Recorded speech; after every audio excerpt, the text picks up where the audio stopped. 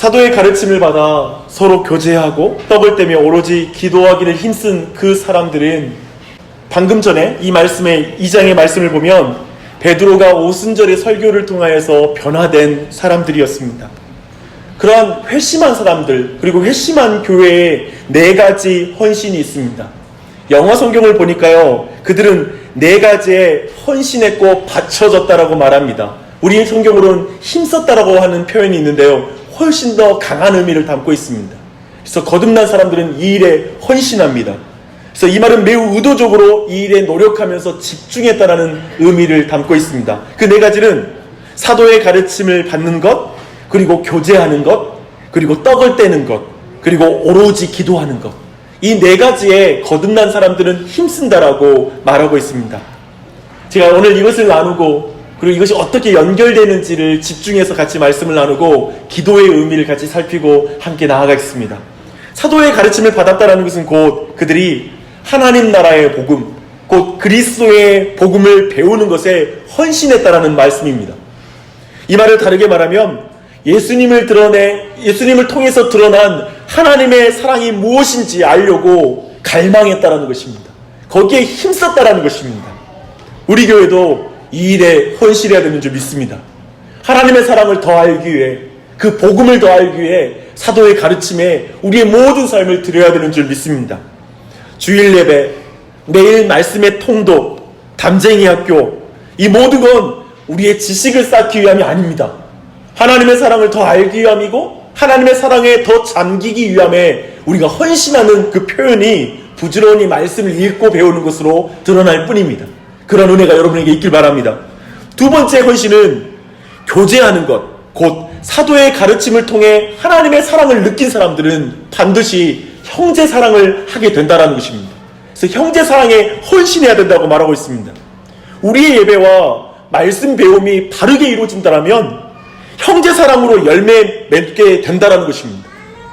그래서 형제 사랑으로 연결되는지 여러분 보십시오. 그것이 연결될 때만 우리는 바르게 배우고 있다는 게 검증되는 것입니다. 어쩌면 사도의 가르침을 받는 것과 교제하는 것이 이 자리에 있는 사람들은 좀 막연하게 들릴지 몰라요. 그래서 3번째 우리 안에 확인이 필요합니다. 헌신이 필요해요. 그것은 떡을 떼는 것입니다. 사도의 가르침을 받는 것과 교제하는 것의 의미를 가시적으로 분명히 드러내는 게 바로 떡을 떼는 행위를 통해 나타납니다. 먼저는 이것은 성찬을 의미합니다. 오직 예수님의 살과 피로 하나님의 사랑을 먹고 사는 사람이라는 걸 의미하는 것, 그 징표가 바로 성찬입니다. 또한 이는 애찬을 의미하기도 합니다. 형제 자매 중에 실질적으로 가난하고 배고픈 자를 먹이는 사건이 바로 이 떡을 뗀다라는 의미입니다. 떡을 떼는 것에 주목할 것은 아마도 구체적으로 사람들은 눈에 보이지 않는 사랑, 하나님 사랑, 눈에 보이지 않는 형제 사랑을 한 게 아니라 실질적으로 그들을 먹이고 하나님께 그 실질적인 사랑을 받았다는 걸 느끼는 것입니다. 그래서 여기서 주목할 건 모임을 폐하는 습관이 들어설 자리가 없어요. 그냥 관념적으로 우리 교회는 하나야 라고 말하는 게 아니라 그들은 가시적으로 모여서 떡을 떼면서 하나 된 것을 확인했다는 것입니다. 그리고 막연한 하나님 사랑과 이웃 사랑이 끼어들 자리가 없습니다. 실질적인 하나님의 사랑을 하나님의 교회들은 그 일에 헌신하였고 실천하였습니다.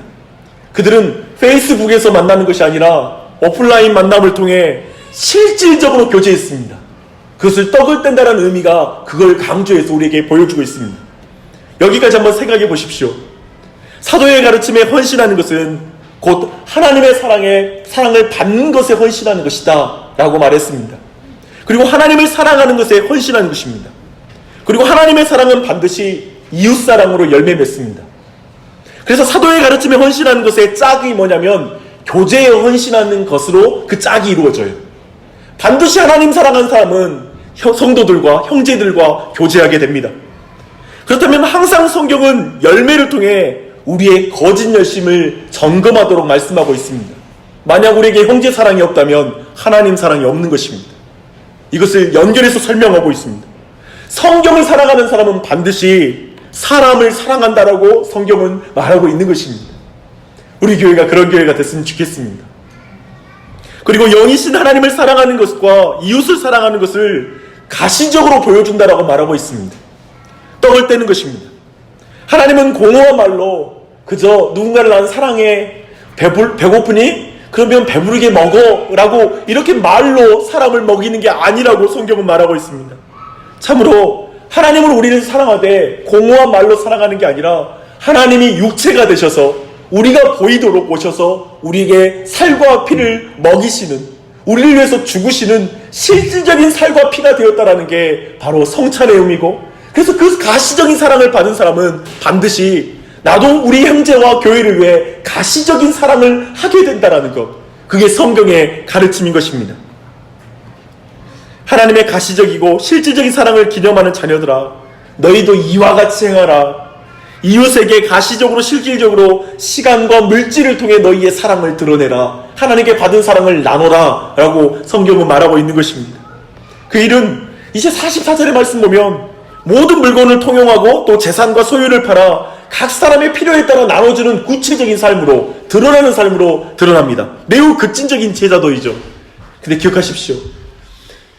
예수님을 통해 드러난 하나님의 사랑이 진짜 급진적입니다. 그렇지 않습니까? 창조주가 죄인을 위해서 눈에 보이는 인간이 되셨다는 게 얼마나 급진적입니까? 바로 그러한 제자도를 우리에게 요구하는 것입니다. 우린 지금 초대교회의 4가지 본질적인 헌신을 같이 살피고 있습니다. 특별히 사도의 가르침에 헌신하는 것과 교제하는 것, 떡을 떼는 것 사이의 관계를 중심으로 교회의 모습을 이해하고 있습니다. 말씀을 사랑하면 누구를 사랑한다고요? 사람을 사랑합니다. 그런데요, 이 모든 것에서 우리 모두는 절박한 한계를 만나게 돼요. 우리 안에 있는 문제를 발견하게 돼요. 사도의 가르침을 깨닫지 못할 뿐만 아니라 도저히 그것을 실천하지 못하는 자신을 보게 됩니다. 그렇지 않아요? 하나님의 말씀대로 살고 싶지만 그대로 할 수 없는 자신의 능력을 만나게 됩니다. 특히 사랑하는 마음으로 말씀을 대하지 못하는 자신을 보게 될 것입니다. 하나님 사랑을 깨닫기 위해서 성경을 읽지 않고 그저 율법적으로 읽는 모습은 많을지 몰라요. 근데 하나님 사랑하는 마음으로 성경 읽어야지, 주님 사랑 더 알고 싶어라는 마음으로 성경 읽는 마음이 내 안에 안 생기는 우리의 모습을 보게 될 것입니다. 또한 우리는 너무 이기적이어서 사랑받기 위해 사랑하는 자신을 보게 될 것입니다. 누군가에게 보상받기 위해 사랑하는 자신을 보게 될 것입니다. 교제하지 못하고 너무나 자기중심적으로 살아가는 우리의 인생을, 그리고 너무나 이기적인 자신의 삶을 여실히 보고 있을 것입니다. 그뿐이 아니라 우리는 너무 말로만 사랑하지 가시적으로 실질적으로 누군가를 사랑하지 못하는 자신의 한계를 많이 보게 될 것입니다. 그래서 우리는, 그리고 그래서 초대교회는 오로지 기도하는 일에 헌신했습니다. 오로지 기도하는 일에 헌신했습니다. 오직 기도에 전무합니다. 주 안의 사랑하는 여러분, 우리는 기도만 하고 말씀을 안 읽을 수 없어요. 우리는 사도의 가르침을 기도하는 거예요. 사도의 가르침대로 이루어지게 해달라고 하는 게 기도예요. 우리는 기도만 하고 사람들과 교제하지 않을 수 없어요. 교제가 온전히 이루어지도록 우리는 기도해야 돼요. 우리가 그저 세상의 드라마 이야기와 수없이 많은 소셜 클럽과 같은 모임으로 교회 모임이 끝나는 것이 아니라 진정한 영적인 교제를 나누려면 기도해야 돼요. 육체대로는 우리는 진정한 교회가 될 수 없어요. 그러니 기도해야 돼요. 우리는 기도만 하고 떡을 떼지 않을 수 없어요. 우리는 떡을 온전히 뗄 수 있도록 기도해야 돼요. 실질적으로 살아갈 수 있도록, 실질적으로 내 삶의 물질을 나누고 시간을 나눌 수 있도록 기도해야 돼요. 이렇게 기도는 홀로 존재할 수 없지만 교회의 모든 헌신을 헌신될 수 있도록, 관련지어질 수 있도록 그 가운데 역사하는 것입니다. 기도는 모든 것을 교회답게 해요. 교회되게 하는 능력이 기도로부터 와요. 또한 기도하지 않으면 사도의 가르침, 교제, 떡을 떼는 것은 하나하나 분리될 거예요. 하나하나 연결되지 않고 쪼개질 거예요. 그리고 온전히 이루어지지 않을 거예요. 그렇지 않아요? 교회가 어떻게 교회 되겠습니까? 하나님의 은혜를 구해야 돼요. 하나님께 간절히 구해야 돼요. 최근에 확장봉 사건으로 섬김위원회 모임이 있었습니다. 그 모임에서 여러 가지 의견을 주고받았습니다. 그런데 마지막 한 지체의 나눔이 제게는 하나님의 음성으로 들렸습니다. 그 뒤로부터 제가 지금 얼마나 긴장되는지 모릅니다. 그리고 내 안에 간절한 갈망이 생겼습니다. 그 마지막 말은 정확한 표현은 하지만 대강 이런 내용이었습니다. 전체 확장 공사를 감당할 정도로 교회가 충분히 성숙하지 못한 것 같습니다. 모든 과정을 온 교회가 기도로 준비하지 못하는 것 같습니다. 라는 말이었습니다. 사랑하는 여러분, 제게는 이게 하나님 음성이 됐어요. 맞다. 우리 교회에 뭐 한다고 그 일 자체 이루는 게 목적이 아니라 기도를 통해 하나님이 일하시는 걸 보지 않으면 온 교회가 처음부터 끝까지 기도로 하나님이 행하시는 것을 같이 경험하지 못하면 우리의 믿음이 자라지 않을 것이고 그 모든 일을 통해 온전한 영적 유익을 누리지 못할 것이다 라고 생각했습니다. 사랑하는 여러분, 기도로 하나님이 일하시는 걸 못 보면 교회에서 사람들만 행하는 게 보여요. 우리의 믿음이 전혀 안 자라요. 우리의 예배가 안 세워져요. 우리의 교제가 진정한 교제로 나아가지 못해요. 떡을 떼는 게 진정한 떡으로 떼는 것으로 진정한 본질적인 실천적인 사랑이 안 돼요. 이기적인 사람이 교회에 가득하게 돼요. 그것은 우리 모두에게 의미가 없는 것 아니겠습니까? 그렇잖아요. 교회의 많은 교육도 이제 시작됐어요. 그렇죠? 이번 주부터 시작되고 다음 주까지 계속 시작이 돼요. 보시면서 어때요? 참 많이 배운다. 너무 많이 배워. 맞아, 그럴 거예요. 근데 목사 마음이 어떠냐면 성도들은 어떻게든지 말씀 먹여야 되기 때문에 이런저런 모임 만들어서 계속 만나고 싶어요. 그래서 그 일 가운데 말씀 가운데 믿음이 생기니까 그저 나는 교실에서 여러분 지식을 키우고 싶은 마음 전혀 없어요. 근데 그 사도의 가르침이 부지런히 떡을 뜬 그걸 배우되 그 말씀이 여러분에게 믿음으로 역사하기를 기도하는 마음, 그 기도가 없으면 이 모든 시간이 의미가 없을 것 같습니다. 교회 안에 부모님들이 많이 병에 걸리셔서 오늘도 한 지체의 어머님이 또 쓰러지셨습니다. 이런 일을 보면서 제 마음은 뭐냐면 교회를 위해서 기도해야 된다는 마음이 가득한 거예요. 생각해 보세요. 여러분의 부모님이 쓰러질 때 교회가 어떻게 반응하길 원하세요? 제가 보니까요, 저는 안전한 공동체이길 원해요. 온 교회가 자신의 부모님이 쓰러진 것처럼 기도한다고 생각해봐요. 갑자기 한 부모님이 다치면 그 다음 날 아침 기도에 온 교인들이 모여가지고 그 부모를 위해서 기도해요. 그러면 온 교인은 확인할 거예요. 내 부모님이 쓰러지면 우리 교회가 이렇게 하겠구나. 우리 교회는 안전한 곳이구나.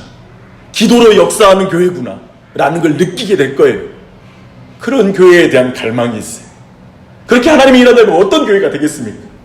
그렇게 우리가 기도를 통하여 이 모든 하나님의 말씀 사도의 가르침에 헌신하고 떡을 떼는 일에 헌신하고 그리고 교제하는 일에 헌신하게 된다면 교회가 교회다워지는 그 기도가 우리 안에 회복이 된다면 하나님이 어떻게 일하실까요? 그 기대와 소원함이 있습니다. 그래서 이 저녁에 우리가 이 자리에 온 게 잘나서 훌륭해서 아마 기도할 준비가 안 돼 있고 엉망의 모습으로 나와 있을 수 있을지 몰라요. 괜찮아요. 이 시간 여러분, 하나님이 우리의 기도를 통해 행하시기를 원하시기 때문에 기도하러 나왔습니다. 순종하신 거예요. 그래서 이 시간 우리의 기도를 사용하실 걸 믿고 함께 기도하며 나아가십시다.